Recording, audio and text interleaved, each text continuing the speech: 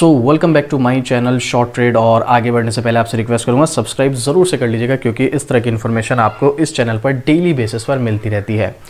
देखो, जैसा कि हम जानते हैं, जो कंपनीज़ होती है उनको नए नए ऑर्डर मिलते रहते हैं, जिनसे उनका रेवेन्यू बढ़ता रहता है, नेट प्रॉफिट बढ़ता है। नेट प्रॉफिट बढ़ता है तो देखो कंपनी की वैल्यूएशन बढ़ती है, और उसके बाद कंपनी के जो शेयर होल्डर्स होते हैं उनको भी उस चीज़ का फ़ायदा देखने को मिलता है। अब ऐसे ही एक स्टॉक रेलवे सेक्टर से काफ़ी बड़ा ऑर्डर उसको मिला है, और ये आने वाले जो इसका रिजल्ट होगा, जो फाइनेंशियल शीट होंगी, उनमें इनका रेवेन्यू बढ़ता हुआ नजर आएगा और नेट प्रॉफिट बढ़ेगा। अब जो इन्वेस्टर्स हैं उनको तो पता है भाई, किसी कंपनी को जितने ज़्यादा ऑर्डर्स मिल रहे हैं, जितना रेवेन्यू बढ़ रहा है, नेट प्रॉफिट बढ़ रहा है, उतनी वो कंपनी स्ट्रांग है। तो उस तरह की कंपनीज में इन्वेस्ट करना एक फ़ायदे का सौदा है, और जो कि बिल्कुल सही बात भी है।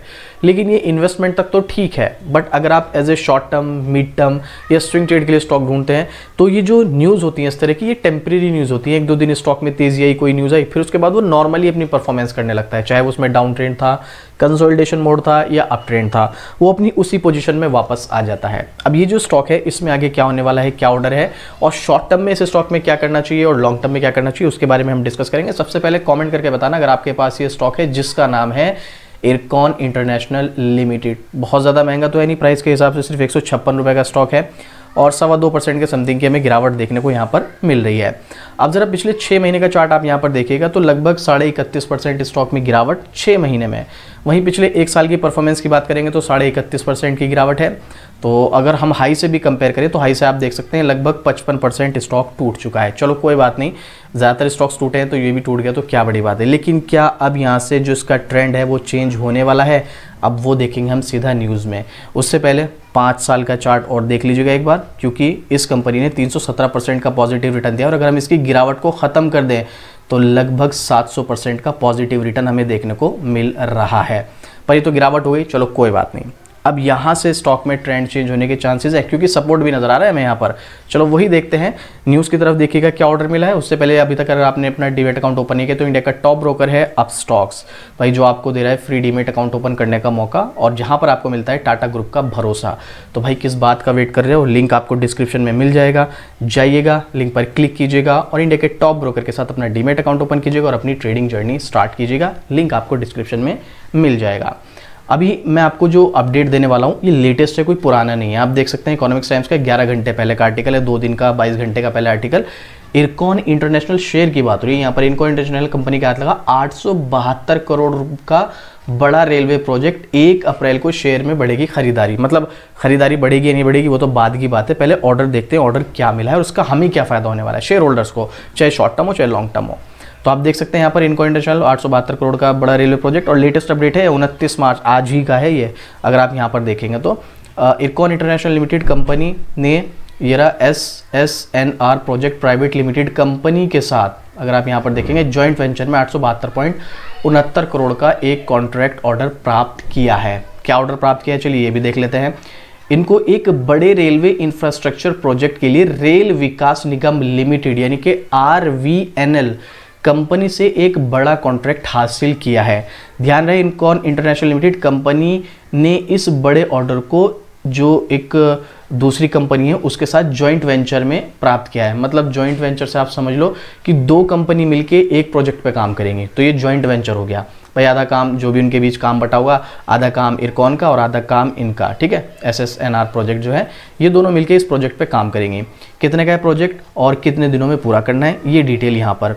जानकारी के मुताबिक इस पूरे कॉन्ट्रैक्ट की कुल वैल्यू 872.69 करोड़ है, जिसमें GST भी शामिल है। और जानकारी के मुताबिक इस प्रोजेक्ट को 40 महीने की अवधि में पूरा किया जाना है। मतलब अगर इससे ज़्यादा ऑलमोस्ट हम यहाँ पर देखें तो लगभग 4.25 साल का टाइम है, और जो कि काफ़ी बड़ा टाइम होता है, आप यहाँ पर देख ही सकते हैं। इसके अलावा अवधि में, इस समय की अवधि में 6 महीने के अतिरिक्त डिफेक्ट लायबिलिटीज़ पीरियड को भी जोड़ा जाएगा। इस जॉइंट वेंचर का करीब 70% वर्क इरकॉन इंटरनेशनल लिमिटेड द्वारा किया जाएगा, बाकी का 30% जो है वो लगभग दूसरी कंपनी का किया जाएगा। तो अगर हम इसका 70% जो निकालें 872 करोड़ का, तो इस प्रोजेक्ट के लिए करीब 610.8 करोड़ की जो वैल्यू है वो होने वाली है किसकी, इरकॉन की। वहीं दूसरी तरफ ये जो कंपनी है इसका 30% के समथिंग का काम पूरा करेगी और बचे हुए जो ऑर्डर हैं उसके अमाउंट में होंगे, जो भी वगैरह होगा, जो भी काम होगा। प्रोजेक्ट वर्क क्या करना है, इरकॉन इंटरनेशनल लिमिटेड को प्राप्त हुआ ये ऑर्डर वेस्ट रेलवे के रतलाम डिवीज़न और वेस्ट सेंट्रल रेलवे के भोपाल डिवीज़न के अंतर्गत मध्य प्रदेश राज्य के मांगलिया गांव इंदौर से बुधनी स्टेशन के बीच 198 किलोमीटर लंबी नई electrified broad gauge railway line के कंस्ट्रक्शन से जुड़ा है। इरकॉन इंटरनेशनल शेयर की परफॉर्मेंस कैसी कैसी रही बाकी यहाँ पर बताया गया है। तो ये 198 करोड़ की जो भी अब हम लोग जानते हैं जितनी भी ट्रेन हैं अब तो इलेक्ट्रिकल ही चल रही हैं सारी, तो वो उसको 198 करोड़ की लंबी जो लाइन है वो उनको यहाँ पर उससे जुड़ा ये काम है। अब ये न्यूज़ तो देखो पॉजिटिव है और काम जो है ये काफ़ी लंबे समय का काम है, मतलब आप इसी चीज़ से अंदर लगा लो 40 महीने, ऑलमोस्ट 4.25 साल।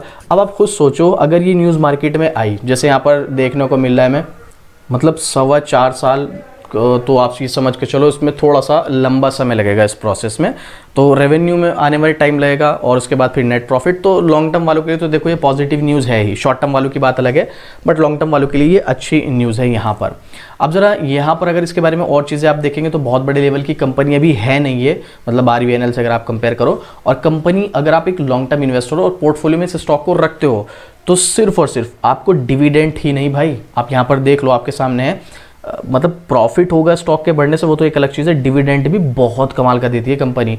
अब डिविडेंड के बारे में अगर आपको नहीं पता है तो डिविडेंड क्या होता है, डिविडेंड यील्ड क्या होता है, डिविडेंड का फायदा क्या है, ये सब चीज़ें अगर आपको जाननी है तो उसके लिए मैं ऑलरेडी वीडियो बना चुका हूँ। प्लेलिस्ट में जाएंगे तो आपको यहाँ पर एक प्लेलिस्ट हमारी नजर आएगी स्टॉक मार्केट बेसिक, इसमें मैंने सब चीज़ें डिस्कस की हूँ, आप ये जाकर देख सकते हैं। अभी फिलहाल के लिए यहाँ पर मैं आपको सिर्फ वही चीज़ दिखाऊंगा जो हर बार देखते हैं, क्या कंपनी प्रॉफिट मेकिंग है या नहीं। तो आप यहाँ पर अगर इसके बारे में चेक करेंगे, सेम मार्च 2013 यानी कि फाइनेंशियल ईयर 2013 से कंपनी ने एक भी बार लॉस नहीं किया, सिर्फ और सिर्फ प्रॉफिट किया है। देखो प्रॉफिट में कभी उतार चढ़ाव देखने को मिले वो एक बात अलग है, कभी प्रॉफिट ज़्यादा हो जाता है कभी कम हो जाता है, लेकिन भाई लॉस नहीं हुआ है, प्रॉफिट को मेंटेन रखा है, प्रॉफिट को बिल्कुल मेंटेन रखा है इन्होंने।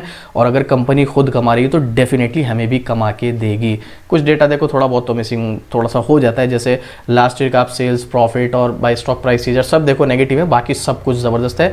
हाँ कंपनी के ऊपर डेट भी है थोड़ा सा, लगभग 3,25,000 करोड़ के, बट कोई इतना बड़ा इशू नहीं है, ज़्यादातर कंपनीज पे होता है, कंट्रोल में होना चाहिए बस ये है। रिजर्व 6,000 करोड़ के, 1,700 करोड़ के समथिंग के फिक्स एसेट, जो कि हमें रिजर्व भी बढ़ते हुए नजर आए हैं और इसके साथ साथ हमें यहाँ पर इसके फिक्स एसेट भी बढ़ते हुए नजर आए हैं। और इसके अलावा शेयर होल्डिंग पैटर्न 65%, हालांकि थोड़ा सा घटा है, 73 से घटकर 65 रह गया है, लेकिन अभी भी ठीक है, कोई प्रॉब्लम नहीं है। 4% यहाँ पर FII और 1.5% के समथिंग DI हमें देखने को मिल रहा है, 29% पब्लिक के पास यहाँ पर स्टेक देखने को मिल रहा है। फाइनेंशियल जहाँ तक जो मोटे मोटे तौर पे हम देखते हैं उसके हिसाब से ठीक ठाक है, कोई इतनी बड़ी प्रॉब्लम वाली बात नहीं है। अब जरा एक्सपर्ट्स और पब्लिक क्या कहते हैं वो भी देख लेते हैं एक बार। मनी कंट्रोल की वेबसाइट पर थोड़ा सा स्क्रॉल करेंगे तो आप यहाँ पर देखिएगा 3 एनालिस्ट हैं, 2 एनालिस्ट ने बोला है सेल करके निकल जाओ, एक एनालिस्ट ने बोला है होल्ड करो तेजी आएगी, लेकिन एक भी एनालिस्ट ने सेल करने के लिए नहीं बोला है। लेकिन पब्लिक क्या कह रही है, पब्लिक का भी ओपिनियन आप देखो 100% बाइंग।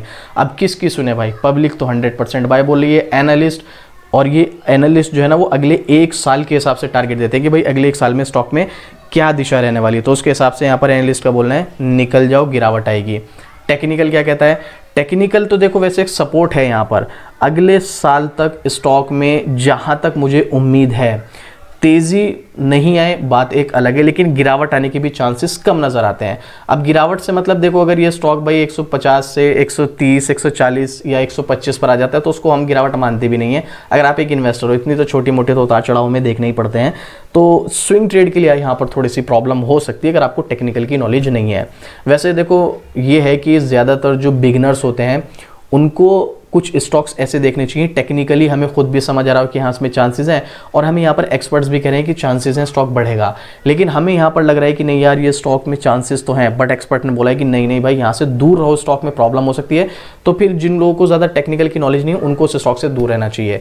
यहाँ पर गिरने के चांसेस कम हैं, भली तेजी आने के चांसेस भी कम हो, कंसोलिडेट चलने के चांसेस ज़्यादा हो, लेकिन जब यहाँ पर किसी को टेक्निकल की नॉलेज नहीं है तो उनको यहाँ पर एक्सपर्ट्स के साथ जाना चाहिए, जैसा एक्सपर्ट्स बोल रहे हैं उसके हिसाब से चलना चाहिए। चाहिए अगर टेक्निकली नॉलेज, अगर है तो फिर तो देखो आपको यहाँ से निकलना ही है, आप यहाँ से आराम से एंट्री लेके पैसा बना सकते हो। और ये मेरा पर्सनल ओपिनियन है, क्योंकि अगर आप मुझसे पूछेंगे मैं इसे स्टॉक में एंट्री लूँगा, देखो मैं वन डे के चार्ट फ्रेम पर अभी ट्रेडिंग इसमें बिल्कुल भी एग्री नहीं हूँ। मैं वन डे के चार्ट फ्रेम पर इस स्टॉक में कभी भी ट्रेडिंग नहीं करूँगा।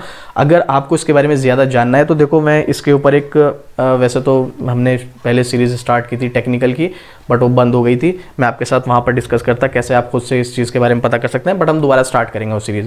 बट मैं आपको एक ही चीज़ बोलूँगा, अगर आप थोड़ा सा लंबा समय देना चाहते हैं तो ही एंट्री लीजिएगा, शॉर्ट टर्म और मिड टर्म के चक्कर में मत पड़ो इस स्टॉक में। तो वैसे भी खासकर ये जो न्यूज़ है इसका इम्पैक्ट तो देखो 1-2 दिन ही रहता है, कुछ खास नहीं रहेगा। उसके बाद जैसे स्टॉक की दिशा है यही वाली चलती रहेगी, कंसोलिडेट। और कंसोलिडेट में भी कोई फायदा तो है नहीं, भले ही स्टॉक ना गिर रहा हो, लेकिन अप ट्रेंड वाले स्टॉक की तरफ जाओ। और आपको लगता है कि अप ट्रेंड वाले स्टॉक आपको नहीं पता है तो देखो डेली वीडियोस बना रहा हूं मैं यहाँ पर, और 1-2 स्टॉक्स आपको ऐसे जरूर मिल जाएंगे जहां पर शॉर्ट टर्म के लिए भी मौके बनते हैं और मैं आपको वीडियोस में बताता हूं। तो आप वीडियोस देख लीजिएगा, बस आपको क्लियर हो जाएगा। अब आपका इस स्टॉक में अपना ओपिनियन क्या है वो शेयर कीजिएगा, कोई क्वेश्चन कोई डाउट है तो भी कमेंट कीजिएगा, आपको डेफिनेटली रिप्लाई मिलेगा। और इस तरह की डेली अपडेट आपको शॉर्ट रेट पर मिलती है तो सब्सक्राइब भी जरूर से कर लीजिएगा। तो चलिए मिलते हैं फिर से इसी तरीके एक और जबरदस्त जानकारी के साथ। जय हिंद।